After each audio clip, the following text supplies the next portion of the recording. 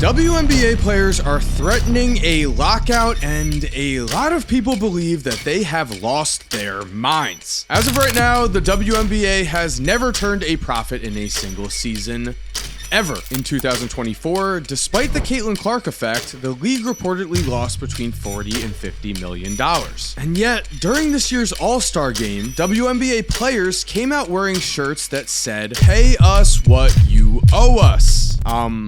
What? A lot of people ripped the players with the thought being, are you insane? How can your salary increase if your league doesn't make any money? If the NBA is paying for you to survive? But the thing is here, we have a twist. Recently, the WNBA actually offered to make the salary cap for its players 4 times bigger. But the women said no to this. They want a lockout instead. They said they deserve even more. They point to Caitlin Clark, who made $3.1 million in NIL deals at Iowa, and say the max WNBA salary is just $250,000. To them, that isn't enough. So what exactly is the story here? Are the players being extremely greedy, or do they know something that the average fan has completely written off? I know going into this, you probably think that they are crazy, but I'm going to be neutral here, and I'm going to explain their logic. To start things off, I want you to guess, how much do you think that WNBA players make from the league's revenue share? NBA players receive roughly 51% of their league's basketball-related income. How much do WNBA players make? Just 9.3%. That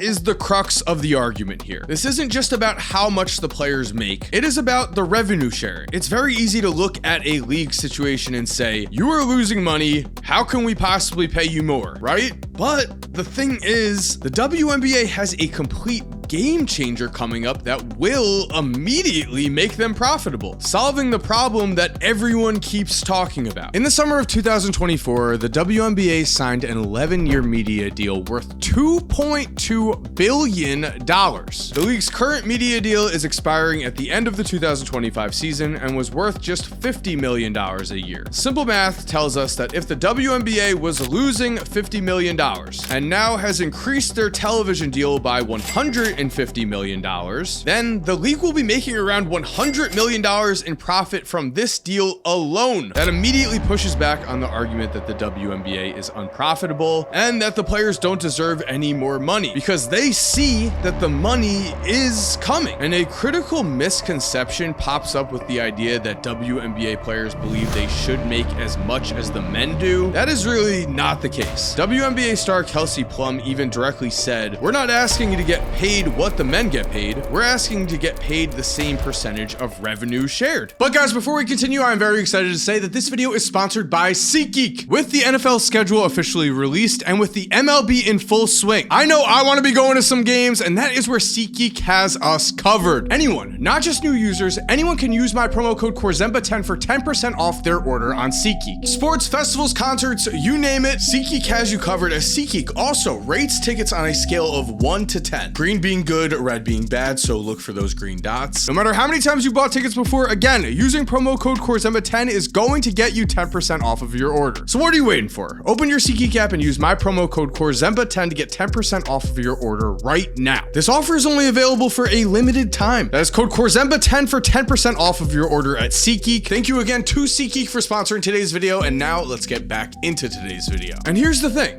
In the past, NBA players actually did the exact same thing that current WNBA players are asking. Back in 1983, the NBA was in serious trouble. The league itself not only admitted that they had lost somewhere between $15 to $20 million, which would equate to between $48 and $64 million with inflation today, but the NBA also said that only 7 of their 23 franchises turned a profit for that year. Sound familiar? Well, guess what? Despite this, a new CBA was negotiated with the NBA, and the players took home 53% of the league's gross revenue. At the time, the NBA was betting on its future. It was betting on its product. It was betting that the players would skyrocket them into the empire it is today. WNBA players are asking the WNBA to do the same thing. Now, I will be honest, going into this video, I thought things were going to be very straightforward. I thought that the league was just not making enough money. I thought what the players were asking for was unreasonable. But the more I researched this video, the more I kept finding facts such as this. Right now, the WNBA is expanding for the first time in a long time. Again, this goes against the common thought that the WNBA is a complete failure, as they not only are adding teams, but the teams that they are adding are paying a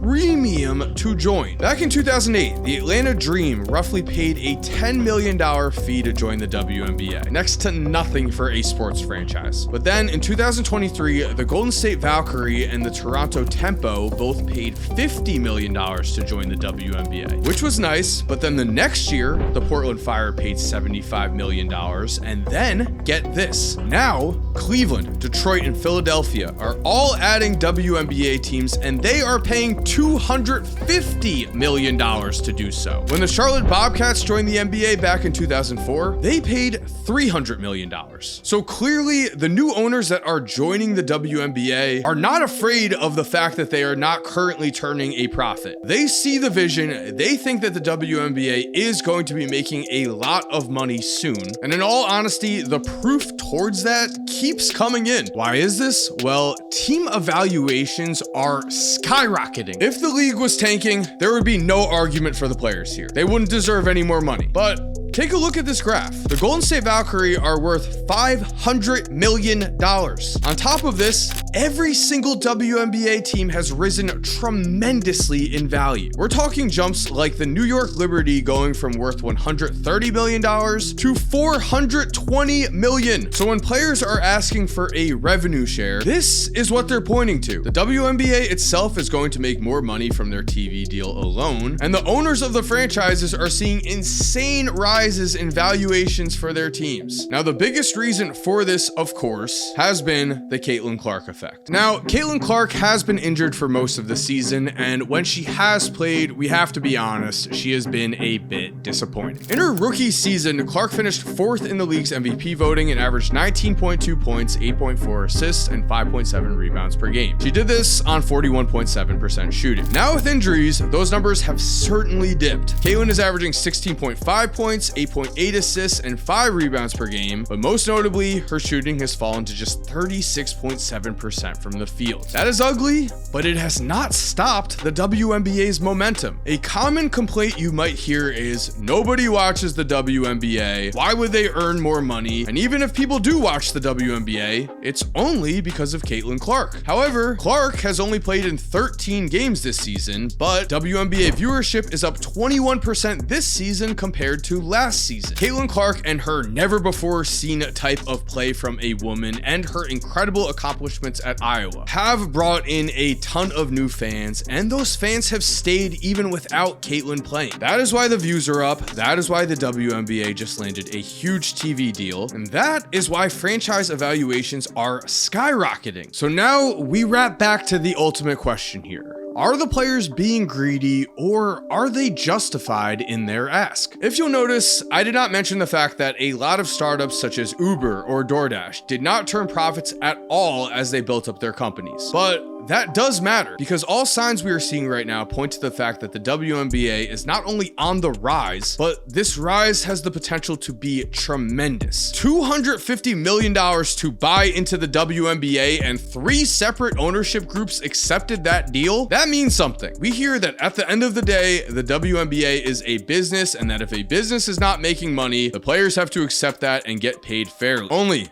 that is what the players are asking. They were straight up offered to get their salaries quadrupled. They said no because they believe that the revenue coming in for the WNBA is about to be significant. And just like the NBA back in 1983, when the league wasn't making money and bet on its players, WNBA players are asking the WNBA to do the same thing. To bet on them to bring a better product to the court, to bet on them to market that product, and to skyrocket the WNBA into the best women's professional sports league in the entire world by far. But with all that said, I want to know what you think down below, because I was just as fair as possible here, but I also know this is an extremely touchy topic. And so there we have it. Thank you for watching. I hope you enjoyed today's video. It's definitely a different type of video on this channel, but I hope you enjoyed it anyway. And if you did, please make sure to subscribe and turn on post notifications. Only if you did like the content though. If you're already subscribed, thank you so much for supporting. You are awesome. We all know it. And as always, have an awesome day, and cue that music.